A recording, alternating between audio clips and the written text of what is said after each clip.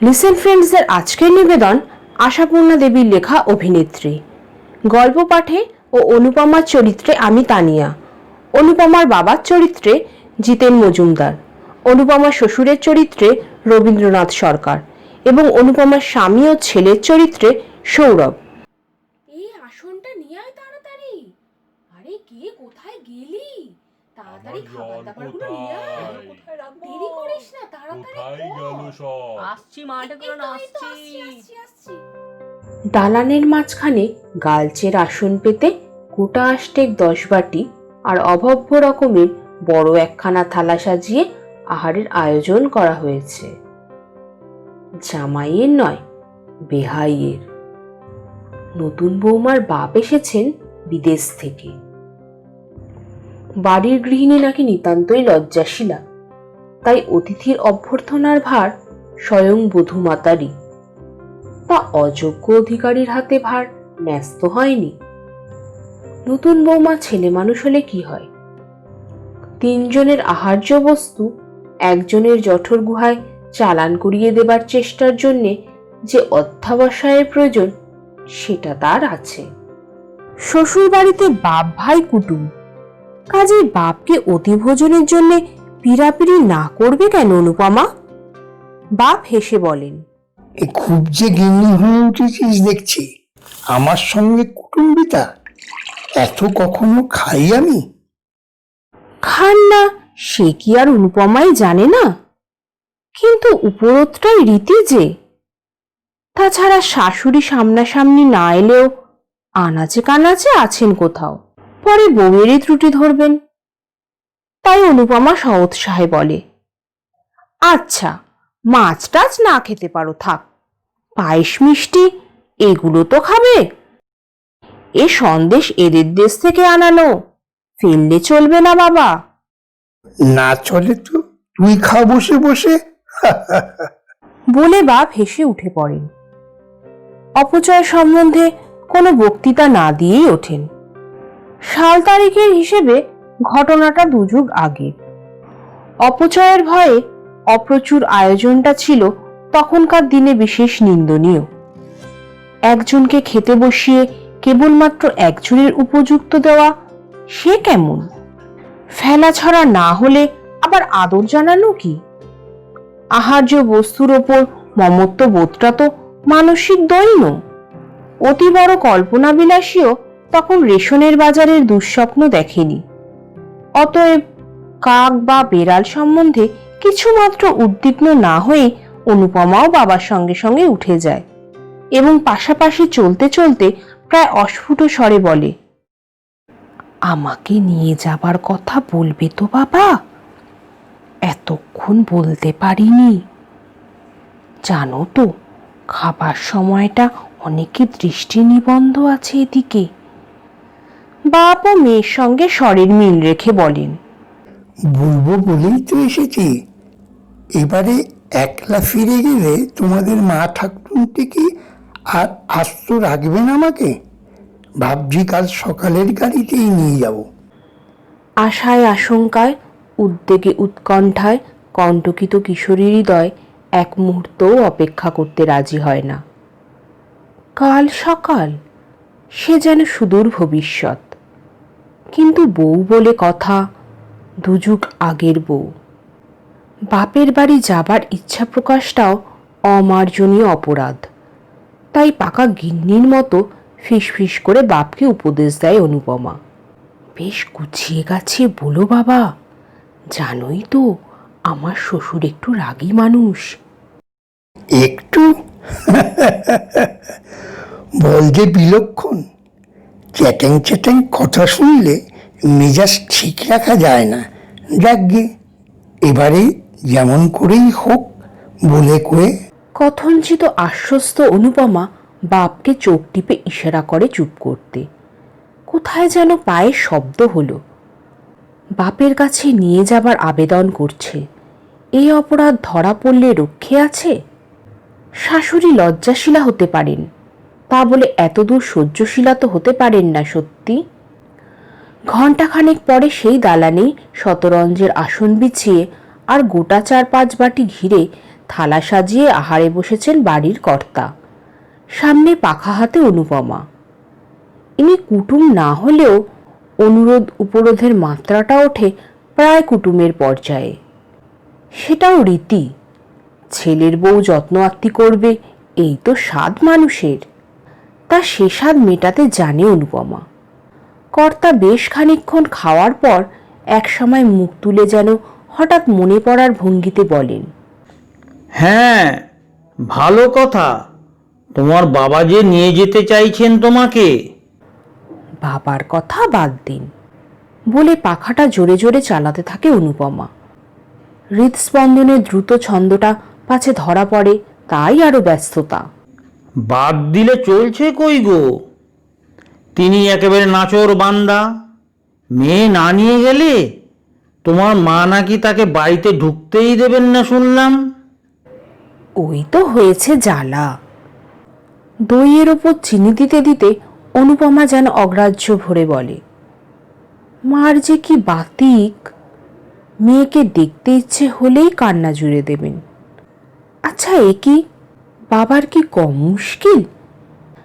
সেবারে অমনি পুজোর সময় দিদির আসবার কথা ছিল, আসা হলো না বুঝি। ব্যাস, মার 7 দিন খাওয়া বন্ধ। পুজোর সময় কোথায় নতুন কাপড় চোপড় পরবেন তা নয়।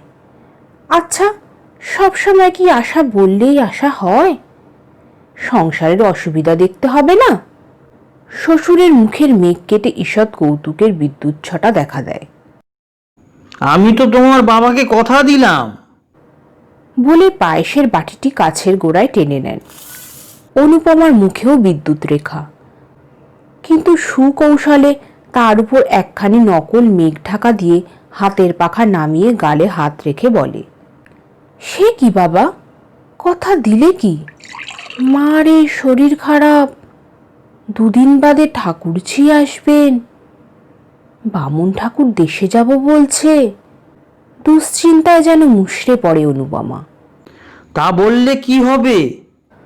কথার পিছনে ড্যাশ টেনে কর্তা জলের গ্লাসে 2খানা পাতিলেবু নিংড়ে তাড়িয়ে তাড়িয়ে জলটি খেতে থাকেন। অনুপমার মা অবুঝ হতে পারেন, তাই বলে অনুপমা তো হতে পারে না। সে নুনের পাত্র চিনির কৌটো গুছিয়ে তুলতে তুলতে বিচক্ষণভাবে বলে, এ সময় আমি হঠাৎ বাপের বাড়ি গিয়ে বসে থাকলে ঠাকুরজি কি মনে করবেন বাবা? বাবাকে আপনি ওই কথাই গুছিয়ে বলে দিন। তা হয় না বৌমা। কর্তা মাটিতে বাঁ হাতের ভর দিয়ে ধীরে ধীরে উঠে বলেন, মরদ কা বাত হাতি কা দাঁত। একবার যখন হ্যাঁ বলেছি তখন ত্রিভুবন উল্টে গেলেও তার নড়চড় হবে না। তবে আর কি করতে পারে অনুপমা? মাত্রাতিরিক্ত উজ্জ্বল মুখের ভাবটা ম্লান করে আনতে একটু বেশি সময় লাগে বলেই তৎপর হয়ে শ্বশুরের খড়ম, খড়কে, গামছা ইত্যাদি এগিয়ে দিয়ে তবে বলে, মুশকিল হলো, মাঝামাঝি হঠাৎ এখন নিয়ে যাবার জন্যে কি দরকার পড়ল বাবার বুঝিও না। মার শরীরটা খারাপ। এ মা অবশ্য শাশুড়ি, তার নিটোল দেহখানিতে কোনো রোগবালাই আছে এমন অপবাদ শত্রুতেও দিতে পারবে না, কিন্তু অনুপমা দেয়। কর্তা গিন্নি উভয়ের মনোরঞ্জনের এ এক উৎকৃষ্ট দাওয়াই। পরবর্তী সিন দালানে নয়, ঘরে, দিনে নয়, রাত্রে। তারানাথকে ছেড়ে যেতে যে কি ভয়ঙ্কর মন কেমন করছে সেই কথাই ছলছল চোখে বিশদভাবে বোঝাতে হচ্ছে অনুপমাকে। 2 কর্তা মিলে কথা পাকাপাকি করে ফেললেন। অনুপমা বেচারি করে কি? ওর তো আর এখন শুধু শুধু যাবার ইচ্ছে ছিল না। হ্যাঁ, একটা উপলক্ষ থাকতো আলাদা কথা। কাজেই বিরহ বেদনার যত রকম লক্ষণ আছে সেগুলো সব প্রকাশ করতে হয় তারানাথের অভিমান ভাঙাতে। চতুর্থ দৃশ্য একটা আছে, সে অনুপমার পিতৃগৃহে পটভূমিকায়। কিন্তু সে কথা থাক, 2 যুগ পরের কথাই বলি। 2 যুগ কেন, বরং তার বেশি। কালের পরিবর্তন হয়েছে বটে, স্থানটা ঠিক আছে, পাত্রটাও বলা চলে। সেই দালানে ঠিক সেই জায়গাতেই সেই ভঙ্গিতে বসে আছেন গৃহিণী অনুপমা। পাখা একখানা হাতে। মুখের গড়নটা কিছু বদলেছে, গায়ের রঙে জেল্লাটা গেছে কমে, তবে চুলে যে পাক ধরেছে সেটা এক নজরে চোখে পড়ে না। সামনে আহারে বসেছেন বর্তমান কর্তা তারানাথ। 25-এর ওপর আরো 25 যোগ করলে যে পরিবর্তনটুকু অবশ্যম্ভাবী, তার বেশি কিছু পরিবর্তন দেখা যাচ্ছে না তারানাথের আকৃতিতে।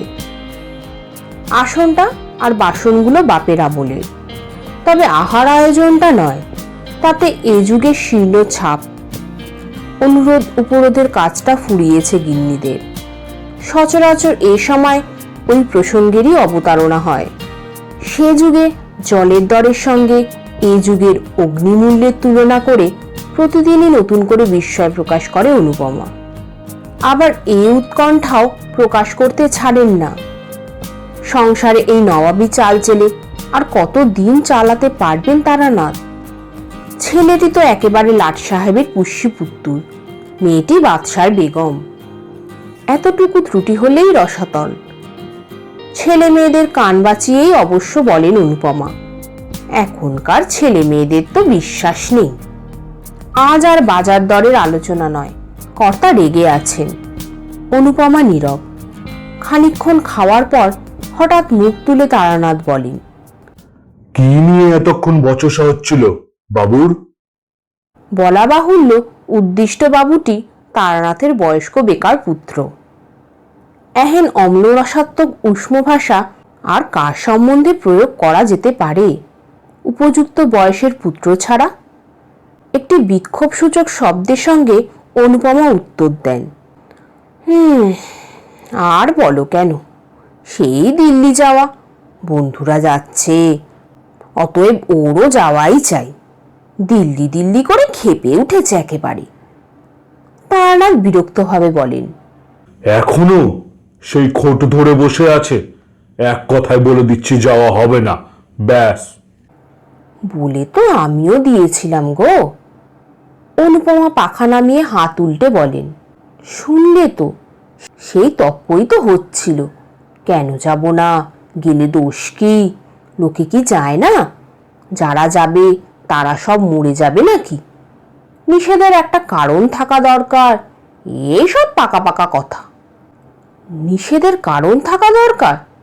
শোনো আস্পর্ধার কথা, তারানাথের অনিচ্ছাটাই তো যথেষ্ট কারণ। তাছাড়াও আবার কারণ দেখাতে হবে ছেলেকে? ক্রুদ্ধ তারানাথ বলেন, আমি ওর তাবেদার নই যে কারণ দেখাবো। একপাল চ্যাংরা ছোড়ার সঙ্গে হইচই করতে যেতে আমি দেব না। টাকা জোগাওয়ার বেলায় তো আমি বেটা। তবু যদি 1 পয়সা আনবার মুরত থাকতো, চুল ছাঁটার পয়সাটি পর্যন্ত হাত পেতে নিতে হয় এই হাবাতে বুড়োর কাছে। তবু কি তেজ, কথাই কওয়া হয় না ভালো করে।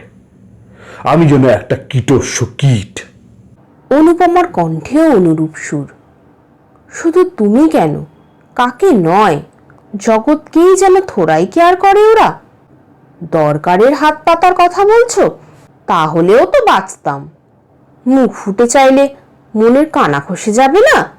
সেই সেদে সেদে দিতে হবে, নিয়ে যেন মাথা কিনবেন। এখনই আবার তোমার মনের কানা ঘষে যাবে। তবে ন্যায্য কথা বলবো, তোমার আশকারাতেই এরকম হয়েছে। আশকারা আবার কি? অনুপমা অসন্তোষ প্রকাশ করেন। মেজাজটি তো জানো না ছেলের, একটা ন্যায় অন্যায় কথা বলবার জো আছে? আছে কিনা আমি দেখতাম, বলতে আমি খুবই পারতাম, শুধু পারি না তোমার ভয়ে। হঠাৎ 40 না অনুপমার মুখে এমন একটা রহস্যময় হাসি ফুটে ওঠে যেটা 24 বছরের মানানসই। তবে উত্তরটা বয়সের অনুপাতেই দেন ভদ্রমহিলা। আহা, মরে যাই, আমার ভয়ে তো অজ্ঞান হয়ে যাচ্ছ তুমি। ভয় করতে হয় আজকালকার ছেলেদের। খোকাই তো সেদিন বলছিল ওর কোন বন্ধুর ভাই নাকি বাপের কাছে বকুনি খেয়ে। কে কে ওখানে? তারানাথ অগ্রাহ্য ভরে বলেন, কে আবার? মেধ হয়তো। কি জানি বাবু। অনুপমা সন্দিগ্ধভাবে বলেন, মনে হলো যেন খোকা উঠে গেল সিঁড়ি দিয়ে। খোকা আবার কি? এই তো সাহেব সেজে বেরিয়ে যাওয়া হলো বাবুর। পোর্টফোলিও হাতে না ঝোলালে বেরোনো হয় না, যেন মস্ত এক অফিসার। হ্যাঁ, ওই এক ফ্যাশন ছেলের, কিন্তু ঘুরে আবার আসেনি তো। কেন ঘুরে আসবে কি জন্যে? কি জানি, কিছু ভুলে ফেলে গিয়েছে হয়তো। পরশু অমনি কত দূর গিয়ে ছুটতে ছুটতে এলো, ঘড়ি ভুলে গেছে বলে। তা আসবেন বই কি, কবজিতে ঘড়ি না বেঁধে বেরোলে যে মহাভারত অশুদ্ধ হয়ে যাবে। কই বলো দেখিনি, ছুটে গিয়ে সংসারের একটা জিনিস কিনে আন, মাথায় আকাশ ভেঙে পড়বে লাট সাহেবের। বিরক্তি তিক্ত স্বরে কথাগুলো উচ্চারণ করে ছোট এক টুকরো পাতিলেবু গেলাসের জলে গুলতে থাকেন তারানাথ। 3 আনা জোড়া লেবু, বড় বড় দুখানা খাওয়া যায় না। অনুগামিনী সতী অনুপমা পতিদেবতার এই ধারালো মন্তব্যটির পিঠোপিঠি বেশ ঘোরালো কিছু বলবার আগে একবার উঠে গিয়ে এদিক ওদিক ঘুরে নিঃসন্দেহ হয়ে এসে বসেন। এবং এখনকার ছেলেরা লেখাপড়া শিখেও যে কত মুখ্য আর বাদর হয় তারই উদাহরণ দিতে তৎপর হয়ে ওঠেন। ভাগ্নে ভাইপো, ভাসুরপো, বোনপো দেখেছেন তো সবাইকে। অন্ধ স্নেহের বশে নিজের ছেলের বিষয়ে ছেলে কথা কইবেন এমন মুখ্য মা অনুপমা নন। 3 পাশ করে যে ছেলে নির্বিকার চিত্তে 2 বছর ধরে শুধু আড্ডা দিয়ে আর সিনেমা দেখে বেড়ায়, তার আবার পদার্থ আছে কিছু? কেন, উঠে পড়ে লেগে চেষ্টা করলে কিছু একটা জুটত না এতদিন? তবু তো বাপের একটু আসান হতো। দামি দামি আর ভালো ভালো আরো অনেক কথাই বলেন অনুপমা। ছুটির দিন, খেয়ে তাড়াতাড়ি উঠবার তাড়া নেই তারানাথের।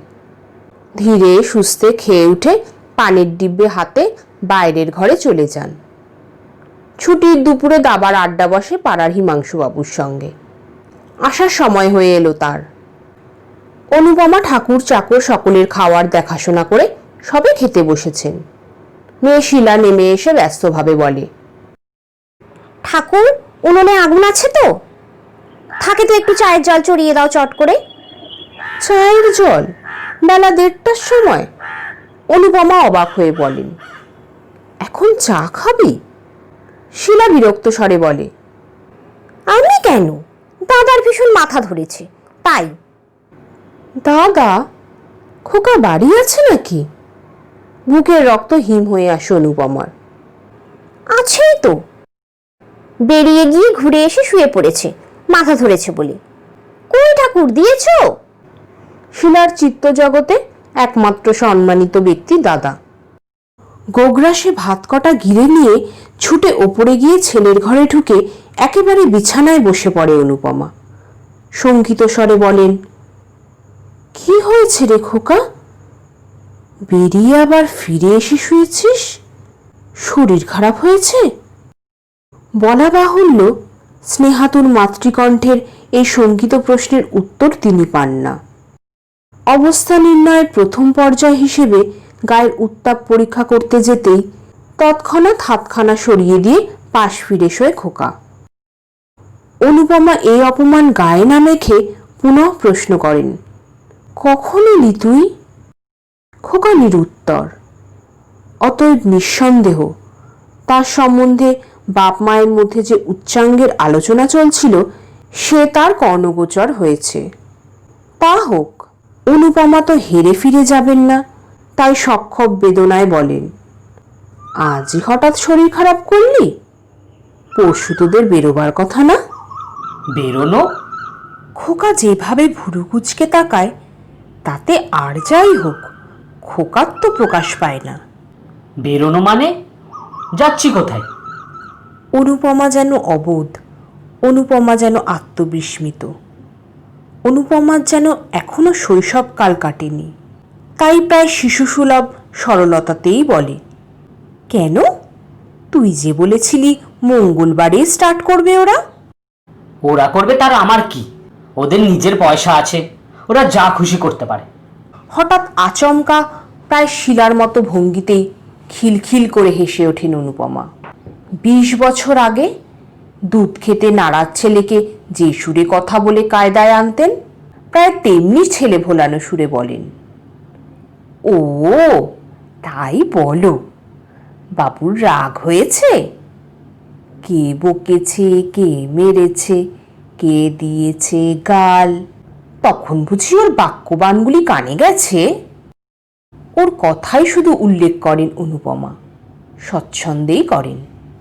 নিজের অপরাধ বোধের লেশমাত্র ধরা পড়ে না মুখের চেহারায়। তাই ভাবছি কি হলো খোকার?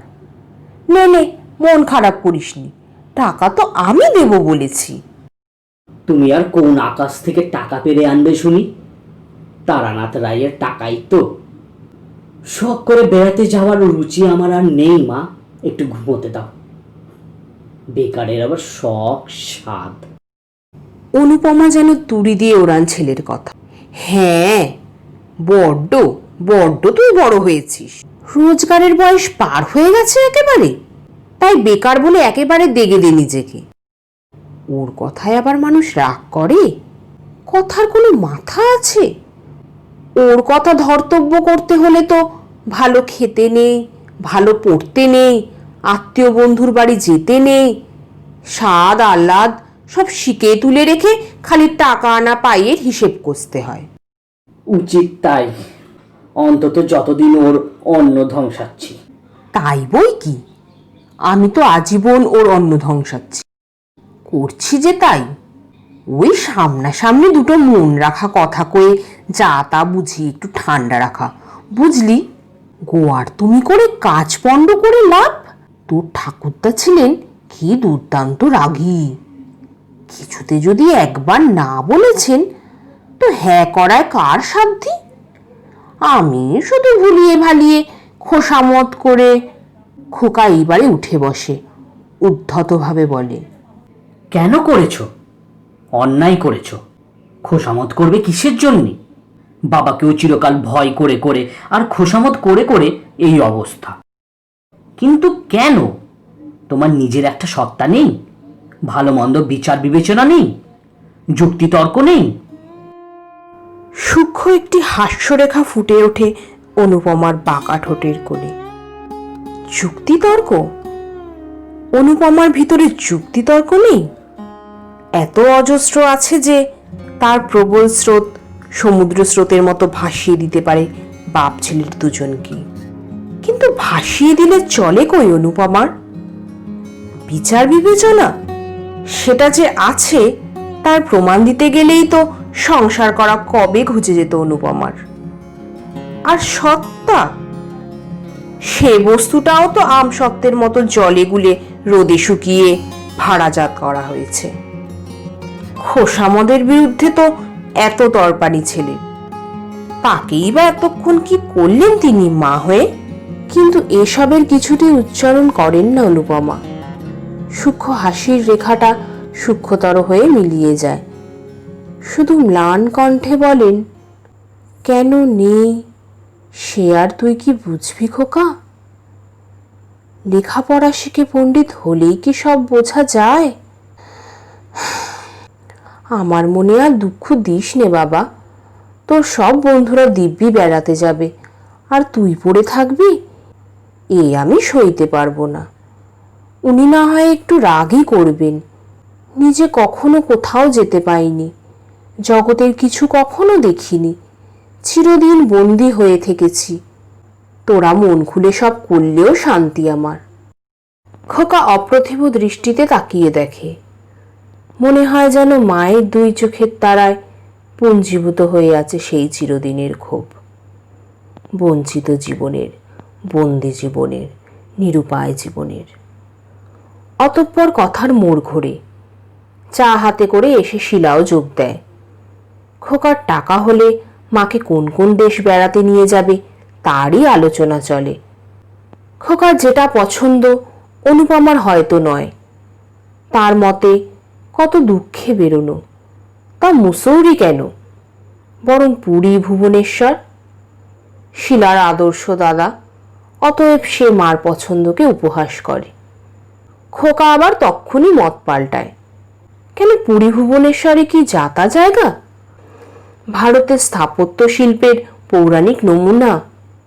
মার পছন্দকে বরং তারিফই করতে হয়। অতএব তাই তৎক্ষণাৎ শিলার কটকি শাড়ি কেনা হয়, ক্ষেত্তরের কাঁসার বাসন। আবার পরবর্তী ট্রিপটা সম্বন্ধে গবেষণা চলে। 1:30 বেলা গড়িয়ে 4:30 ঠেকে। হঠাৎ যেন দরজার কাছে বোমা ফাটে। বলি আজকে আর চাটা হবে না? শিহরিত অনুপমা ঘড়ির দিকে তাকিয়ে দেখেন 4:40। সর্বনাশ! ঠিক 4টে বেলা হচ্ছে তারানাথের টি টাইম। সময় উত্তীর্ণ হয়ে গেলেই যে তারানাথের হার্টের ট্রাবেল বাড়ে। আচমকা এই প্রশ্ন বোমাঘাতে নিজের হার্টের অবস্থা যাই হোক, মুখের চেহারাটা ঠিকই রাখেন অনুপমা। সহজ আফসোসের সুরে বলেন, ও মা, এত বেলা হয়ে গেছে, দেখো কাণ্ড। শিলা, তুইও তো আচ্ছা মেয়ে ধরি বা কি আক্কেল, বেহুশ হয়ে ঘুমাচ্ছে হয়তো। সত্যি স্বরমাধুর্যের যতটা তিক্ততা ঢালা সম্ভব তা ঢেলে তারানাথ মন্তব্য করেন, মাইনে করা চাকর বাকরের আক্কেলটাই বেশি হওয়া উচিত বটে। স্বামীর কথার উত্তরে জিভের আগায় কোনো কথাটা আসছিল না অনুপমার। বিনিমাইনের চাকরানির উচিত বোধের প্রশ্ন? কি জানি, আসে না তো, কাজেই বোঝা যায় না। শুধু স্বাভাবিক খেদের সুরই ধ্বনিত হয় তার কণ্ঠে, এই দেখো না, ছেলেটা আবার শরীর খারাপ বলে এসে শুয়েছে। কে জানে জ্বর জারি হবে কিনা, যে দিনকাল। পরবর্তী সিন দিনে নয়, রাত্রে। এ ঘরে নয়, ও ঘরে।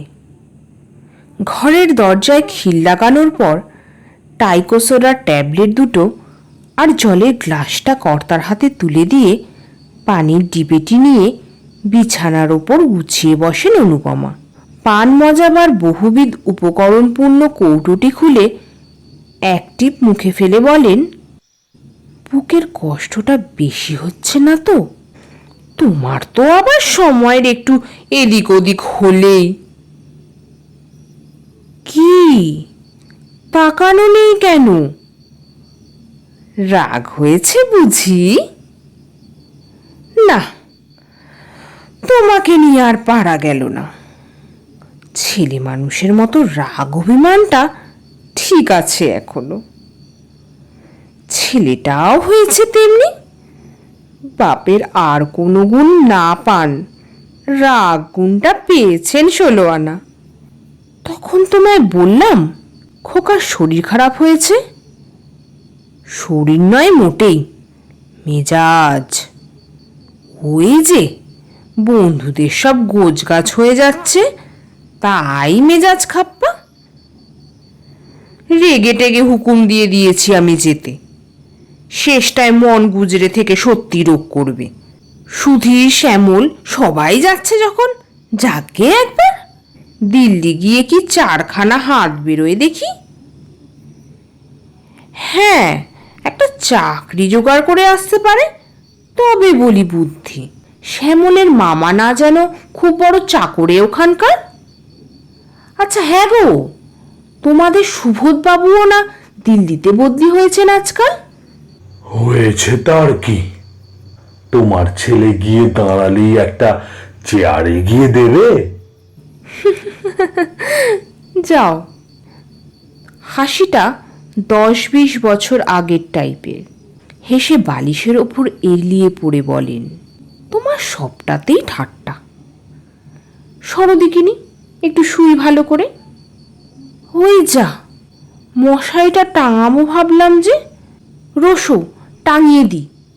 আর থাক। অনুপমার সদ্য বালিশে ফেলা মাথাটার ওপর হাতের একটু চাপ দিয়ে তারানাথ বলে ওঠেন, হয়েছে, খুব হয়েছে, উঠতে হবে না। আজ হঠাৎ এত কর্তব্য জ্ঞানের উদয় কেন? না না, তোমার শরীরটা আজ ভালো নেই বলে। ব্যস্তভাবে উঠে বসেন অনুপমা। ততক্ষণে অবশ্য তারানাথ উঠে দাঁড়িয়েছেন। গোফের ফাঁকে মুচকে একটু হেসে বলেন, আচ্ছা, খুব প্রতিভক্তি হয়েছে। এই 27 বছরের মধ্যে কদিন মশারি টাঙিয়েছ? অম্বলের রোগী তারানাথের সহজে ঘুম আসে না। সুদীর্ঘদিনের কর্মক্লান্ত আর অভিনয়ে শ্রান্ত অনুপমা ঘুমিয়ে পড়েন মুহূর্তে। হয়তো অভিনয়টা নিখুঁত উতরেছে বলেই এত স্বস্তি। অভিনয়, তাছাড়া আর কি? সুন্দর নিখুঁত অভিনয়, এত নিখুঁত যে অভিনয় বলে বোঝা অসম্ভব। বোঝা অসম্ভব কোনটা সত্য কোনটা কৃত্রিম। কিন্তু একা অনুপমাই বা কেন? নারী মাত্রেই কি অভিনেত্রী নয়?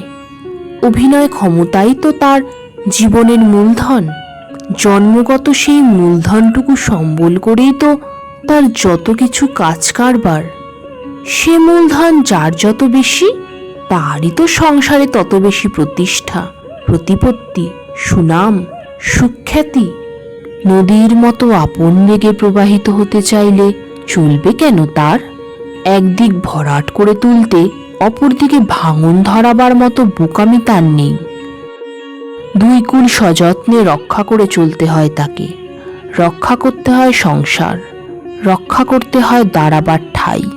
অনাদরকে তার বড় ভয়, বড় ভয় অবহেলাকে। নাকি এ তথ্যের সবটাই ভুল? কোনোটাই তার অভিনয় নয়। চিরন্তনী নারী প্রকৃতির মধ্যে পাশাপাশি বাস করছে সম্পূর্ণ আলাদা দুটি সত্তা, জননী আর প্রিয়া। নিজের ক্ষেত্রে সে স্বয়ং সম্পূর্ণ। মমতাময়ী নারী তার এই বিভিন্ন দুটি সত্তা বিশাল পক্ষপুটির আড়ালে সযত্নে আশ্রয় দিয়ে রেখেছে চিরশিশু অবোধ পুরুষ জাতিকে। ছলনাটা তার ছলনা নয়, করুণা। এই করুণার আওতা ছাড়িয়ে ছলনা লেশহীন উন্মুক্ত পৃথিবীতে বেপরোয়া শিশু ভোলানাথের দলকে যদি মুখোমুখি দাঁড়াতে হতো, কতদিন লাগতো পৃথিবীটা ধ্বংস হতে?